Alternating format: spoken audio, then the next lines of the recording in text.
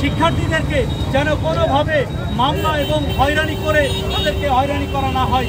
আপনারা দেখেছেন শিশু থেকে শুরু করে আজকের এই সমাজের যারা বৃদ্ধ, যারা দিনমজুর, তাদেরকেও গুলি করে হত্যা করা হয়েছে।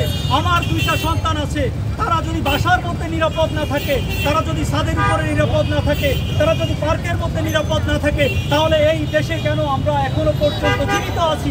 আমাদের সবাইকে হত্যা করেন, আমাদের সবাইকে একযোগে হত্যা করে ফেলেন এবং আপনাদের যে উদ্দেশ্য আছে সেই উদ্দেশ্যটাকে আপনারা বাস্তবায়ন করেন। আমরা দেশটা নিরাপদ থাকুক, আমরা আমাদের ক্লাসে ফিরে যেতে চাই, স্টুডেন্টদেরকে পাঠদান করতে চাই এবং দেশের স্বাভাবিক অবস্থা আবার শৃঙ্খলা শান্তি বিরাজ করুক, আমরা সেটাই চাই। আমরা শিক্ষার্থীদের সাথে আছি, পাশাপাশি এটা আমরা দ্ব্যর্থহীনভাবে বলতে চাই যে আমরা শিক্ষকরা যারা আছি তারা শিক্ষার্থীদের এই যে অবস্থা তাতে আমরা মর্মাহত এবং আমরা চাই যে এর সুস্থ বিচার হোক এবং এই বিচারের মাধ্যমে যারা দোষী তারা অবশ্যই শাস্তি পায়, কারণ এইভাবে চলতে দেওয়া যায়।